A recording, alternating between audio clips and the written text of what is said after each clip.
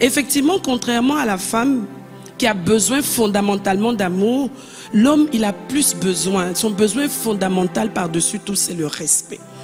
Combien de fois on n'a pas entendu dans des familles, quand il y a des conflits, non, mais elle ne me respecte pas. Tu peux aimer quelqu'un, mais ne pas l'aimer comme il veut. Il y a des personnes qui aiment même le Seigneur, mais qui ne l'aiment pas comme Dieu veut. Non, les femmes aiment les hommes intègres, un homme de parole, un homme de vertu, un homme de valeur. Les femmes aiment et respectent et valorisent de tels hommes. Un homme intègre, un homme de parole, un homme honnête. Pas un homme qui dit, prends le téléphone, quand le créancier appelle, dis que j'ai voyagé. Qui t'emmène à rentrer dans des micmacs, dans des fausses histoires. Le bailleur est là, tu dois le loyer, on dit, tu dis non, dis-lui que j'ai voyagé. La femme même te regarde et dit, ça c'est qui ça?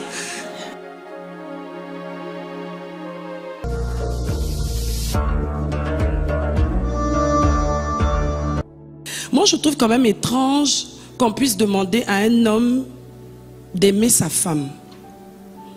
Marie, aimez vos femmes. Parce que logiquement, c'est l'amour justement que cet homme a eu pour cette femme qui a fait qu'il a tout bravé. Il s'est battu, il a fait tout ce qu'il avait à faire pour que cette femme-là puisse rejoindre sa maison et vivre avec lui. Donc il y avait de l'amour et c'est l'amour qui a initié justement les choses.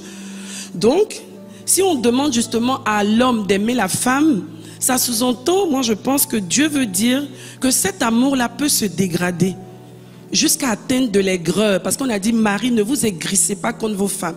On peut quitter d'un amour fou, d'un amour incroyable, et pour l'homme se retrouver dans l'aigreur, dans l'animosité et même dans la haine. C'est ce que ça veut dire. Et ce qui ressort justement de ces passages, c'est que le secret, je pense, qui ressort ici, pour garder cet amour de l'homme et le faire croître, c'est d'apprendre à manifester la culture du respect et de l'honneur qui passe par la soumission. La culture du respect et de l'honneur qui passe par la soumission. Effectivement, contrairement à la femme qui a besoin fondamentalement d'amour, l'homme, il a plus besoin. Son besoin fondamental par-dessus tout, c'est le respect. Combien de fois on n'a pas entendu dans des familles, quand il y a des conflits, non, mais elle ne me respecte pas. Elle ne me respecte pas. Quand je lui parle, elle n'écoute pas ce que je demande, elle ne fait pas ce que je demande, elle ne fait pas cas de ce que j'aime et de ce que j'attends d'elle en fait.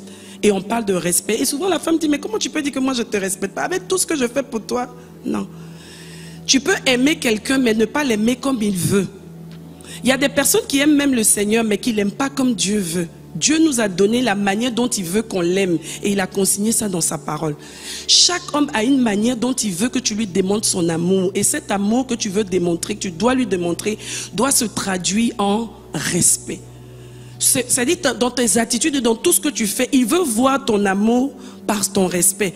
Ne lui dis pas tous les jours je t'aime, respecte-le. Si tu le respectes, il saura que tu l'aimes. Donc c'est deux besoins fondamentaux différents. La femme, c'est l'amour, elle veut se sentir aimée et tout et tout. L'homme, il veut le respect. L'amour qu'une femme a pour son mari se traduira par le respect qu'elle lui porte, par les égards qu'elle lui apporte. Donc une femme qui se rend compte avant de se marier qu'elle n'a pas de respect pour l'homme qu'elle veut épouser, quelles que soient les conditions, c'est déjà un mauvais signe.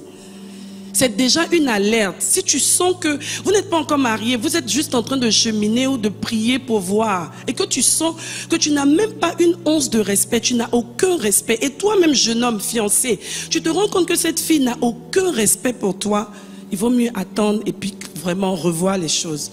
C'est déjà un très mauvais signe parce que le respect est un des indicateurs très crédibles que la femme pourra tenir avec cet homme. Les femmes aiment et respectent et valorisent de tels hommes. Un homme intègre, un homme de parole, un homme honnête. Pas un homme qui dit prends le téléphone, quand le créancier appelle, dis que j'ai voyagé. Qui t'emmène à rentrer dans des micmacs, dans des fausses histoires. Le bailleur est là, tu dois le loyer, on dit, tu dis non, dis-lui que j'ai voyagé. La femme même te regarde et dit, ça c'est qui ça? Non, les femmes aiment les hommes intègres, un homme de parole, un homme de vertu, un homme de valeur. Ça suscite, ça entretient le respect. Un travailleur, un bosseur.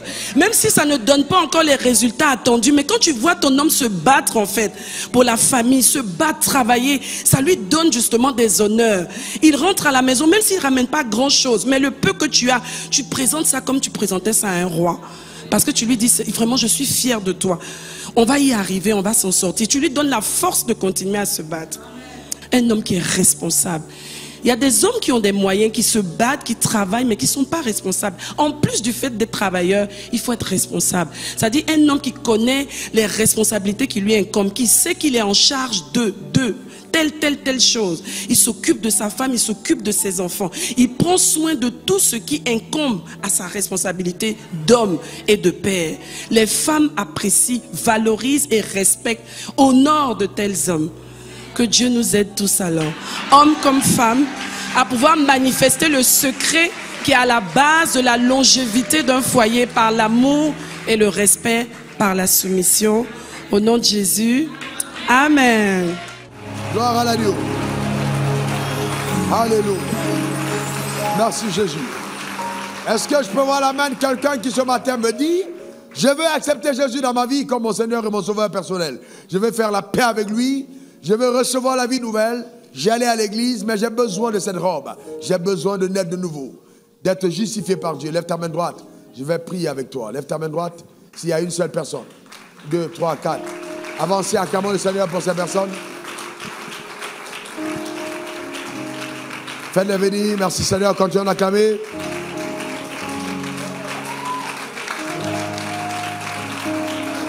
N'aie pas honte. Toi qui as levé la main de l'autre côté, avancez. Je te donne ma vie, je te donne mon cœur, je te donne tout, ce que j'ai, ce que je suis est à toi. Oui, je te donne ma vie, je te donne. Ce n'est pas une religion, ce n'est pas une religion. Je te donne tout. C'est Jésus qui veut entrer dans ton cœur. C'est pas une nouvelle église, c'est la vie de Dieu en toi. Je te donne ma vie. Avance devant l'autel. Je te donne mon cœur. Je te donne tout. Ce que j'ai, ce que je suis est à toi. Je te donne ma vie. Je veux arrêter tes pleurs nocturnes, tes angoisses et tes inquiétudes en ce qui concerne ta vie. Dieu veut mettre fin à ce tourment dans ton âme. Avance. Je te vois verser des larmes sur ton oreiller toute seule. Oh oui, je te tourmenter en ce qui concerne ta vie personnelle. Le Seigneur me dit de te dire, cet appel au salut, c'est pour t'affranchir et te sortir de cette vie de désolation. Viens devant l'autel de la grâce, n'aie pas honte. N'aie pas honte, n'aie pas honte, viens devant l'autel.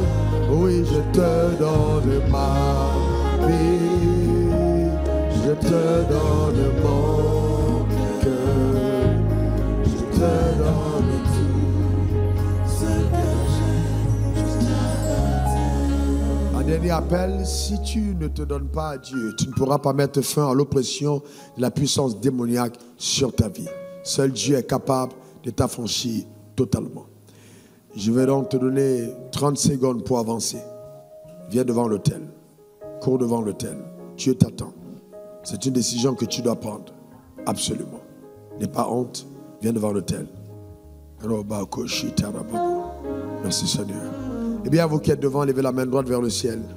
Répète après moi ces paroles. Vous qui êtes ici devant, levez la main droite vers le ciel. Répète après moi ces paroles. Seigneur Jésus. À haute voix, Seigneur Jésus, j'ai entendu ta parole. Mon cœur est touché. Je demande pardon pour mes péchés. Que ton sang me lave. Que ton sang me purifie. Fais de moi ton enfant. Aujourd'hui, change mon cœur. Au nom suprême de Jésus. Amen. Parle pendant 30 secondes à Dieu. Dis-lui quelque chose. Demande-lui pardon pour tes péchés toi-même. En tes propres mots. Parle à Dieu toi-même. En tes propres mots. Dans le nom suprême de Jésus. Merci pour le salut dans la maison. Merci pour le salut qui entre dans les cœurs. Merci pour le salut. Merci pour la délivrance, merci pour la restauration. Merci pour ton œuvre. Merci Seigneur, que ton nom soit béni. Au nom suprême de Jésus. Amen. Alléluia. Amen. Que Dieu te bénisse. Ce que j'ai, ce que je suis.